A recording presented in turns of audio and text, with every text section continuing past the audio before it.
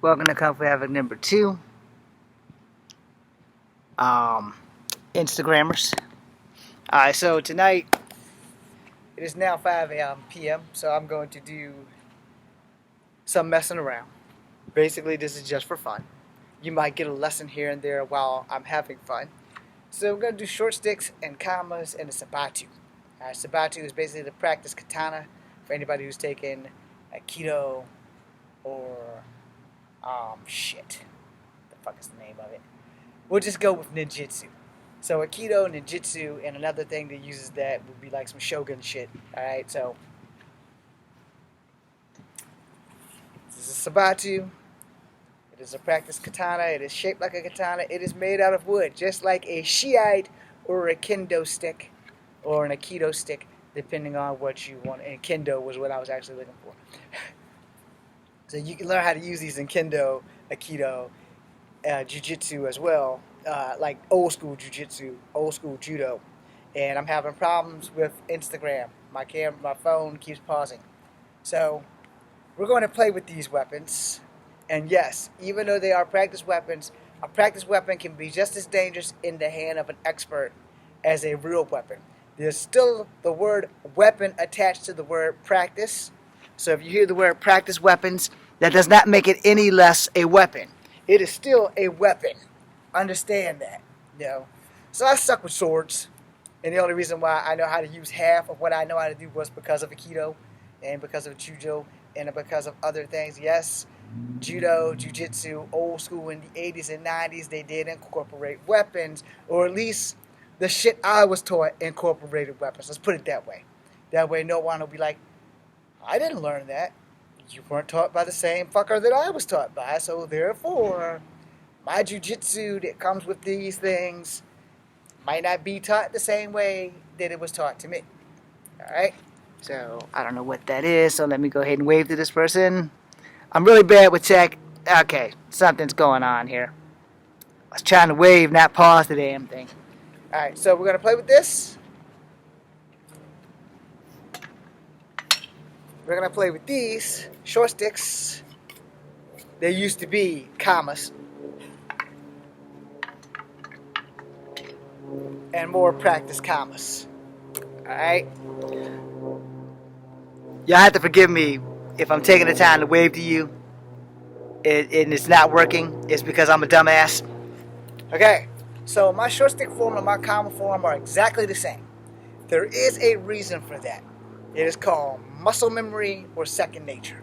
So if I'm doing kamas and I put these down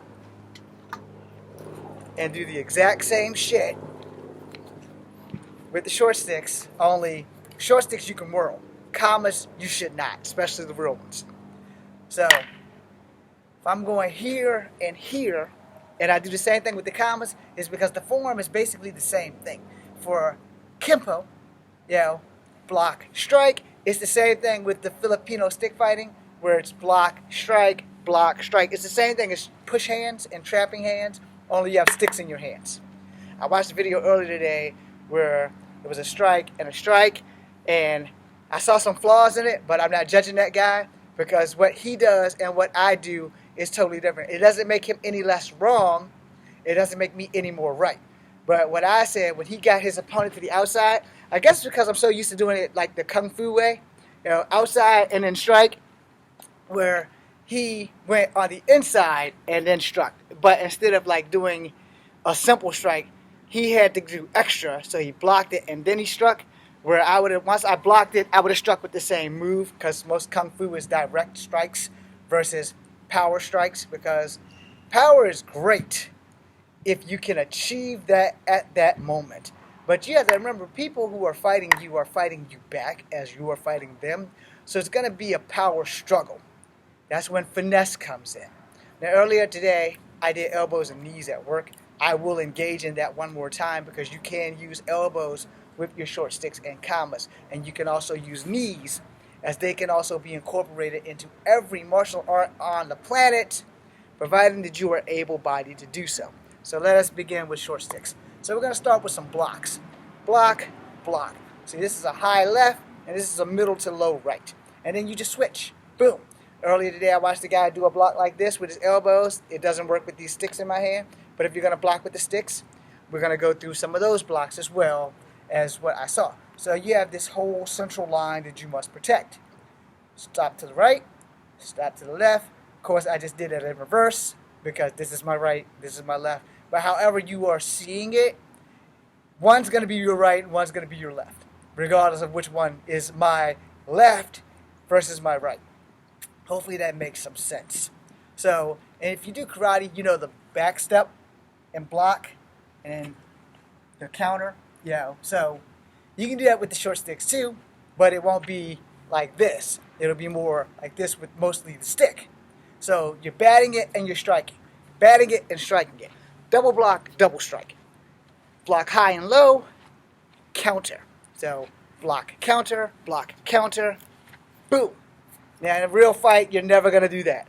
You are never going to get the chance to do this in actual combat. You will never, ever, ever, under any circumstances that is not written in a movie script, will you be and decide to do this shit. Because you lose your weapon. If your hand comes off this thing for a split second, it's a very good chance that the person on the other end of that fight is going to have one of your weapons. And they're going to probably beat the living holy snot out of you. Weapons are great for training. I'm going to be honest, I'm not really a fan of weapons when it comes to actually fighting. Alright? Because a weapon is an advantage that can be taken from you at any time. And any teacher that does not teach you that should not be teaching you weapons training at all. Because if someone is better at you with your short sticks, if they're faster and they wrap those knuckles, this is going to happen. Because he hit them knuckles, these bitches are opening up. And now you have nothing. Except for the ass whipping that you are going to receive from the guy who now has your weapons. So if you come to a fight, don't bring anything other than your skills that God gave you and that your teacher has provided you by training you properly. So, block, boom. Block, boom. Now, earlier I did the range of combat. So we're going to try it again. See where the end of this stick ends? That's as long as my range is. If it gets into this part right here, now I am in short range combat. So short range is like from my elbow to my body. Long range is from the tip of my weapon to the butt of my arm here. You do not have to agree with that, but this is what I was taught. So this is what I'm teaching you. Okay? Hopefully that makes some sense. So, long range again, from the end of my hip to my toe. Alright? So, short range, where my knee is to my hip. Alright? Now, the fact that I'm 5'3.5" has a lot to do with that in ranging. You can do the same measurements. They're not going to be exactly precise if you don't have the proper training.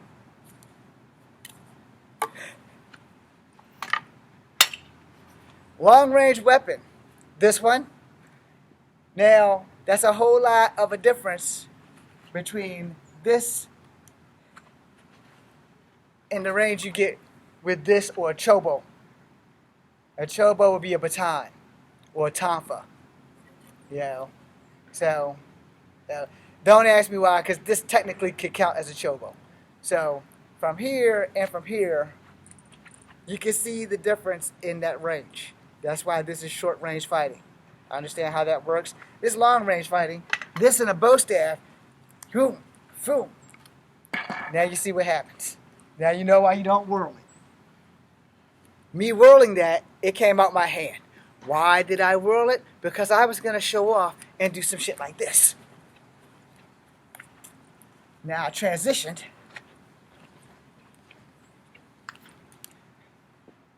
Now, that in no way makes me a great fighter.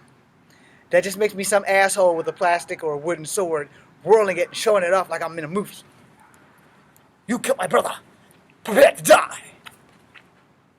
That's pretty much that right there. Now, when you get into a real fight, that shit is not a fucking option. Block, block, block, block, block. Gotta know your blocks.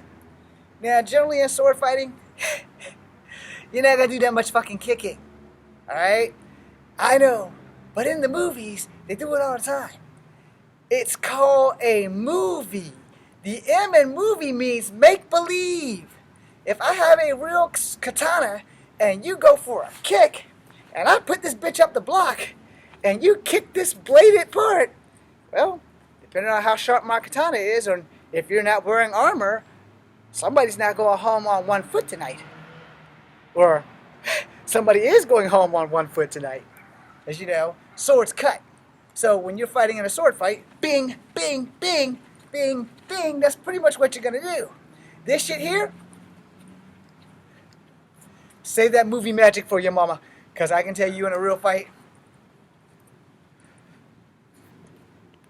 Flash is great in the movies. Flash is not great in real life. Boom. Boom. So this is your range of combat. How many steps can I get before I puncture you? How many steps can I prevent you from getting before you puncture me? Block, block, block, block. I got to be able to block. Strike up here, there's a block. From the other side, there's a block. So he's coming this way, boom. He's coming that way, boom.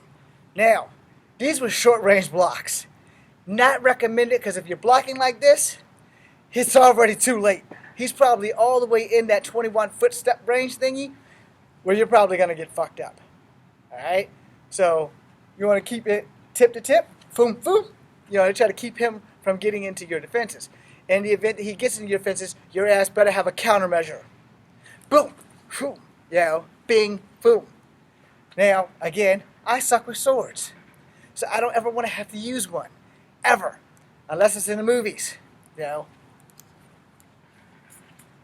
Now you get to see the samurais, you know, when they draw their weapon. There's a technique behind that.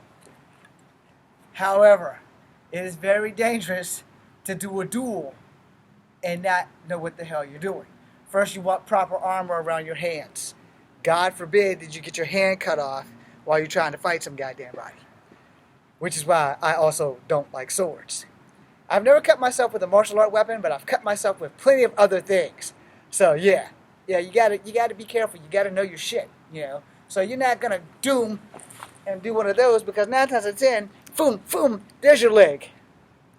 You know, because he blocked it. I went for a kick. He slices down. His sword was already right there. That's all he has to do, and your leg is patoo. So don't put yourself in that situation. Let's go back to kamas. Alright, so kamas are a very interesting and unique weapon. Technically, it started off basically as a mini garden hoe. Yes, for those who don't know, a kama technically was a mini garden hoe. No, you could say it was an axe. I'm going to call it a mini garden hoe. Anybody Chinese can probably confirm that shit, but basically it was a mini garden hoe. You want to call it an axe, you call it an axe. Or a bamboo slicer, you call it that. But I'm going to tell you, for me, I consider it a mini garden hoe. Alright, so you got your collective blocks. You have your X block, because you can catch their sword in between your swords. It is great for movies. For me, I believe that it is fantastic for fantasy blocks. You know, now if you practice them with wooden ones and someone throws an axe kick, you know, that block's cool, and then you can push their ass off. Same thing with short sticks. You know, if they throw an axe kick and you block it, you can push them off. But this block is supposedly meant to stop swords when they come down. Boom! So you lock it. See how that's locked? There's a good chance that that shit's not gonna work. So do not do that shit. So let's continue. Block, decapitate. Because this shit's gonna engulge. You know, you're blocking and then you're slicing. Or you're cutting. So here, you've pretty much got them. You've got them right where you want them. All you gotta do is keep ripping and you're gonna come right on through that sumbitch. So, boom, boom. Now, some people block asinine, because you can block this way and trip the blade.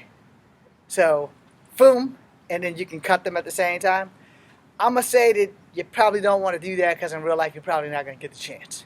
Because it's gonna look like you're coming in and then you're gonna twist. For those who didn't see that, you're blocking this asinine way, so it's stopping, and you're gonna turn your wrist to turn the blade in to get them. There's a slim chance this shit's gonna work, and when I say slim, it means 70-30. 30% that it's probably not gonna work in the fucking 70 percentile.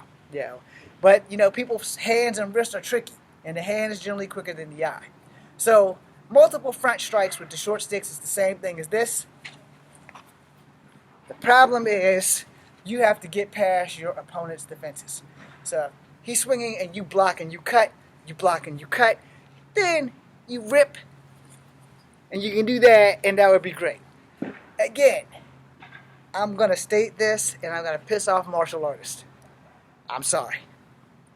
The thing about weapons are, they're only good if you know how to use them, and if you get the chance to use them. And if you're going against someone who has absolutely positively no chance in hell of fighting you back. Alright? Because if you're going to get somebody who's an ace, you're going to get somebody who's like, alright, I'm 47, so if I go against somebody who's 60, but they're healthy as fuck, like healthier than me, no hip replacements, no body parts, they've never smoked cigarettes, they never drink alcohol, they're in great fucking shape, like almost Master Roshi, complete physicality, perfect specimen of a human being, I'm probably going to get my ass kicked or killed. Alright? And I'm 47. Age and experience does beat wisdom and enthusiasm or ambition. It just depends on who the hell you're fighting. Now, if you're going against some young prodigy who's been training since they were 2, and now they're like 32, you got issues. That person's going to give you a run for your money.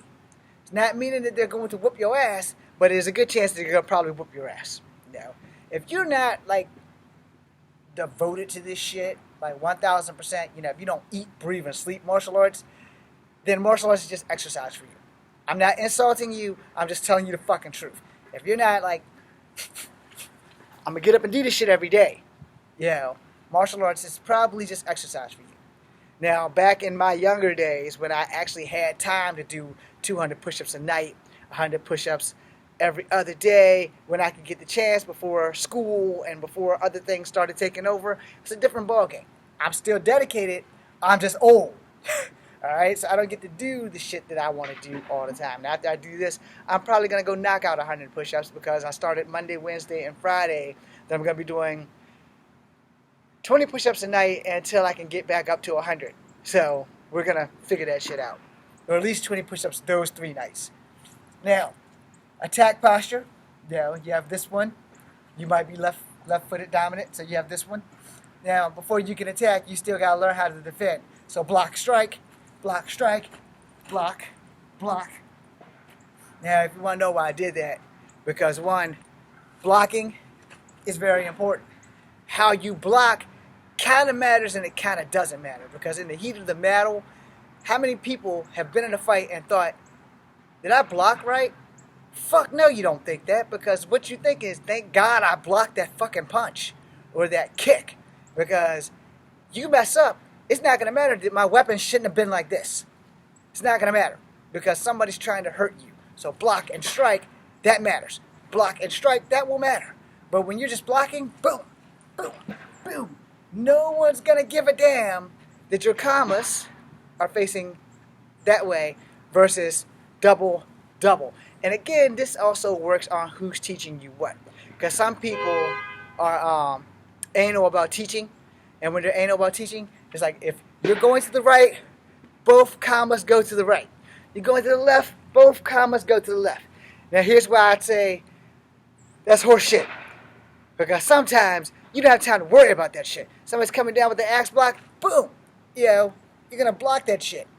Now whether you're going to do the lock and twist thing, that's a whole nother ballgame. And yes, you can, hold on. So this is the sword. It's come at me. Of course, this doesn't work with one person. Alright, so now I've got it. So you guys can see that. Sword's also incorrect. So, here we have a problem. That person twitches their wrist this way and go that way. I'm done because of the way the sword's in there. Now, if you're going to do that block and they're coming down with the straight side that's cutting, and you're going to block that shit with this block, do you really think that anybody's going to give a damn how that shit looks? Or are you going to give a damn that, oh, Jesus Christ, I didn't get my head cut the fuck off? You know? So this is another reason why if you're going to train with weapons, you got to be really fucking careful. And you should probably also gear up. You know, if you got like any kind of protective gear, you should probably wear that shit if you're going to be training with weapons. All right? A lot of videos I watch, some people train with gear, some people don't. As a safety precaution from me to you, put your gear on so that you can't sue. Got that?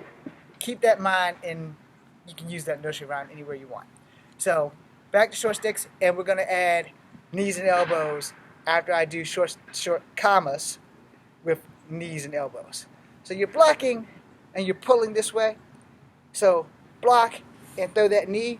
The problem with that is, there's a good chance you might accidentally impale yourself with the comma. So you got to be real careful. If you're blocking, boom, and you get a front kick in, boom, another front kick, boom, jumping knee, boom, jumping knee. Now the problem with that is, where's your opponent? Because if you're holding his weapons with your weapon, he has the same options to do the same thing I just showed you to you. As you pushing him off this side, he's over here. His legs and lower extremities are right here. He's going to knee you. So, you know, he can do the same shit. You've pushed him here, boom, he's thrown a knee into your gut. Reflex. Unless you got a tight grip and your abs are really tight, most of the time you're going to get hit, you'll probably drop your weapons. Now, which goes back to statement number 1. A weapon is an advantage that can be taken from you at any time. So, short sticks, boom, boom. Now we're going to incorporate elbows and knees. So block, strike, boom.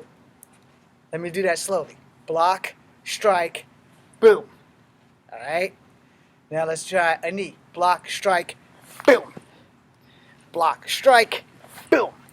Now, what am I doing wrong? I am not telling you where my opponent actually is going to go. So if I'm blocking and I'm striking, and he bends over this way, then that knee would have been appropriate. If I'm blocking, I strike, and he bends over this way, then that knee would be appropriate. But if I want to just be dirty, and I block and strike, and I lock my shit around his head and pull him, boom, he's going to eat a knee. Alright? I know. We've never seen that before. Of course you haven't, because not too many people think about shit like that when you block and strike, and if you come back, yeah, you can fix it so where it's a boom, boom.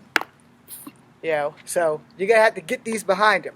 So hit him in the gut, so here, and then whip back around. So here, and then here, because he's already over. Now you're pulling him down into your knee. Make sense? If not, you can do something even worse, which I would prefer to do. Double hit here, and then hit him in the throat. Or you can pin him against the wall by putting both of your short sticks up against his throat. Let me show y'all what that looks like. Yeah, so you can push him up because you're jamming him inside there where my middle finger is. Well, this finger. So you're jamming him into the throat. Alright? If you're going to use a weapon, you want to learn how to use a weapon. Boom! Boom! See how sidestep is coming at you? Boom! You know, hit the arm, hit the gut, knee to face. There, boom! Now I added extra because I brought the stick back down. I understand, without a person to actually be my punching bag, this looks like shit. Okay? But you can incorporate your knees and elbows. Let's go with one stick. It's much easier to show you with one stick, actually. So, boom, striking him. He's throwing a left jab. Boom, I got him off to this side. Step, boom. Or, I bat him this way, throw a knee, and then throw the stick back into his back. Alright, so when I batted him this way, well, I directed him this way. So he's throwing a left punch. I'm directing him this way. Now I have options. Alright? My knee, karate style, would be the best option.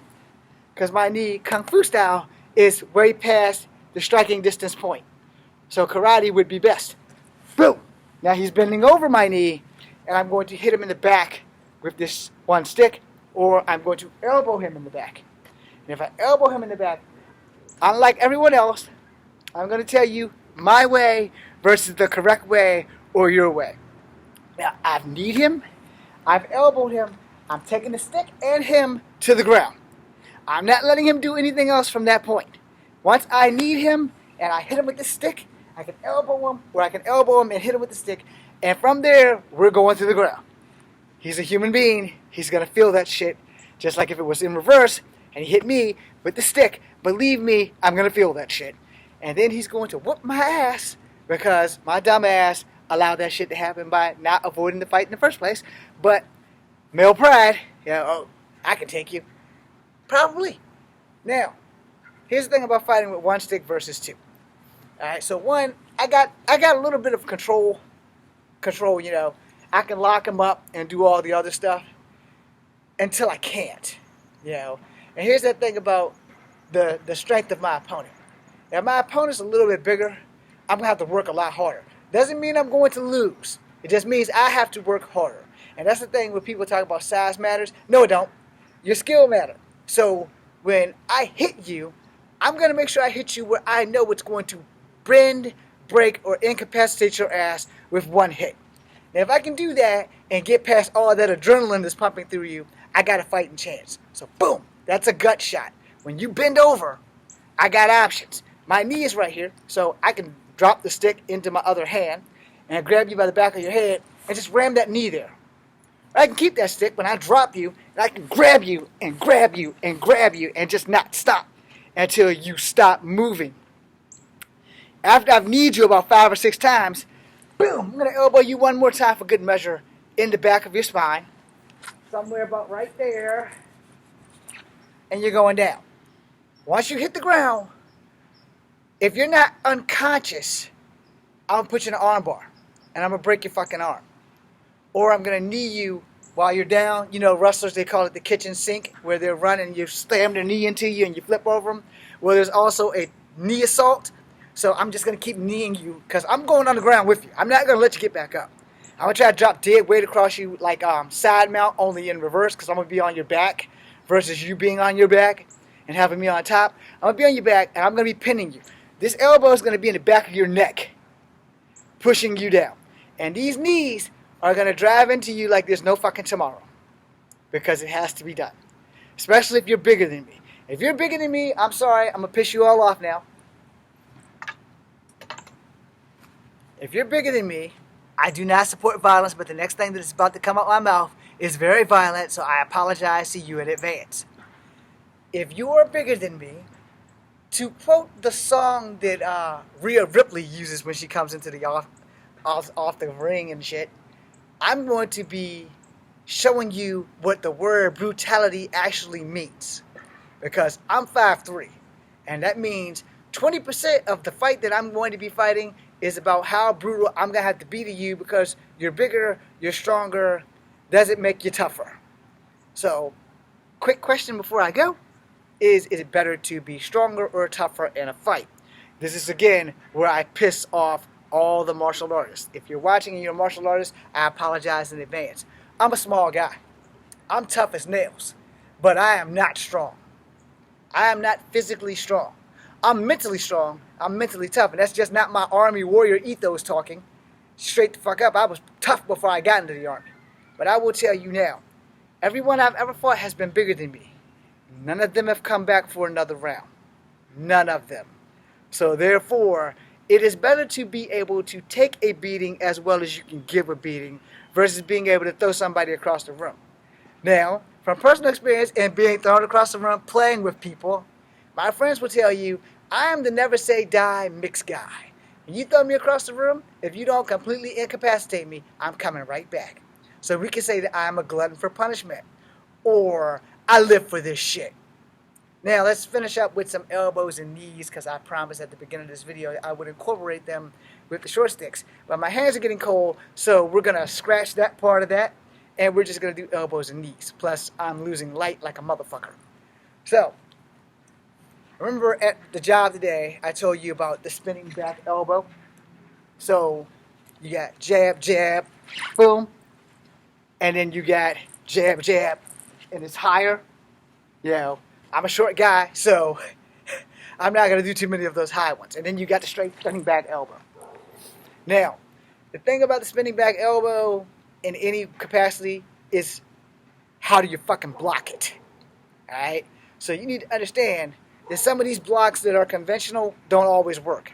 So I'm going to tell you from the spinning back elbow, first and foremost, if you don't think you can block it, then you need to be able to get the fuck out the way. The problem is, are you going to see it coming? Is it going to be a high elbow? Or is it going to be a medium elbow? Or is it going to be a low elbow? So you need to be prepared for that. So most of the time, I would tell you to block like this with your forearms, especially if you're coming at them and they see you and they spin back, you know, you're going to need to block that bitch. So you're going to have to find a way to block it or block it or block it. You'll figure it out. But you definitely need to know how to block it. Now, the one thing I don't do in any fight, I don't care what the situation is because of the way I was taught Kung Fu, I don't do a spinning back fist, aka spinning waddle fist. That, because it's easy to get your arm broken at the elbow if you're fighting the right person. Alright? If you're fighting somebody who was taught the way I was taught to break an elbow, it's much easier for me to break your elbow than for you to punch me in the face. Or for me to break your elbow while you're punching me in the face. You know, because your pressure, your momentum, the harder you swing any part of your body is the subjugation to articular force. I didn't say that right, but you get what I'm saying. Anyway, the harder you swing, the easier it is for me to do some shit that will let your momentum break your shit. So when I tell people if you're going to jab, you just jab out light jabs. You don't throw out a full jab. You know, you don't do all that shit. It's great for practice, but you know, if you're winning, knock yourself out. But if you're just getting started, you know, boom, boom, don't do that. You know, keep that shit where you're facing them. Because, doom, doom, boom, you know, you don't know what's going to happen. If you miss, you know, boom, boom, and they catch that shit, if they catch it, and they catch it like I show you, where you got both hands, one at the wrist and one at the elbow, and you snap that sumbitch, and then you pull them, and then you have a broken elbow of your opponent, and they're going to get a knee to the rib. If it's me, I'm going to break your elbow, I'm going to knee you in the rib. After I knee you in the rib, I'm going to back fist you from the up to down position, not the spinning back fist, just that back fist. You're already halfway down. From there, I'm going to take your broken arm, I'm going to put my arm in your arm, I'm going to put my knee in your back, and I'm going to make sure that you can't get back up. That being said, you have to understand the spinning back fist has its weaknesses. Elbows and knees have some weaknesses, but it just depends on who's teaching you how to block them things. So we're going to go for that before I get in here. Alright, so certain knees, if they're coming like straight, you want to be able to block this way, or you want to be able to elbow that sumbitch. I know, you're thinking, but you just said, yeah, I did, but pay attention. So you're coming straight up with this knee. When I elbow your leg, I'm elbowing femur. I'm not elbowing your knee, I'm elbowing your femur. Because most of the time, this is a really very tender spot. If you haven't been kicked there, then you wouldn't know. But if you have been kicked there, you find somebody who does Thai fighting, and they're always kicking you on this side. If they axe kick your shit, one of these motherfuckers, you're going to know it. So, therefore, when you go up for this knee, and I bring my elbow, I'm going to bring that elbow into your femur. So that should push it down. If it pushes it down far enough, I can come right back up and elbow you with an uppercut elbow. So the trick is, I got to get through your defenses to do it. That's the reality of any fight. I have to be able to have my shit straight. And I have to lure you into my fight. The second it becomes your fight is the second that it becomes my ass on the ground. So I don't want that. What I want is to be able to make you fight me my way. So if you're charging, and you're coming at me, and I sidestep, bam, and I throw that knee in there, or if I sidestep and I throw that elbow in there, you're not going to be able to see that with that tunnel vision running, and you're coming at me like you're ready to run a marathon. So you probably should never charge at anybody, because you don't know what they're going to do. If you're charging them, it's almost guaranteed that you fucked up. Alright? Because once you charge them, you're pretty much committed. And the momentum is now in their favor. Because you're not going to be able to stop on a dime. And so you're charging me. You're running at me like you're going to try and tackle me or some dumb shit. Yeah, I'm going to sidestep. Boom! I'm going to throw that knee. If I'm going to get nasty, I might just sidestep and rock an elbow. Or I sidestep ridge hand, which basically wrestling clothesline. There's a lot of options I can do to somebody who's running at me. Alright? So that being said, I want to end this video because I'm getting cold and I got to put these weapons up. So thank you guys for watching. And Instagram, I'm sorry, this thing keeps pausing. So I'm going to definitely end Instagram now because it's pausing and it's stopping me. But thank you guys for watching. I greatly appreciate it. If you missed anything, you can come watch this in about like an hour on Kung Fu Havoc number 2. Thanks very much. Alright, and for Kung Fu Havoc number 2, before I end the video, because I'm going to, if someone's coming at you, your options aren't as limited as if you guys have already squared up. If they're running at you, you got more options for the simple fact that they're running at you. If you're on a downhill slope, you have gravity working for you and momentum working for you because it's their momentum versus gravity versus your skill. So they're running, boom, that jumping knee.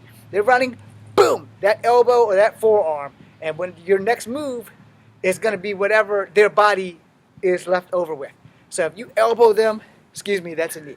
If you elbow them and they stop, boom, you can short strike them. Or you can elbow them and then elbow them again, which would lead them over in this direction. They're running and you sidestep and you throw a knee. Or if you want to be a little asshole, you can just stick your foot out and trip their shit.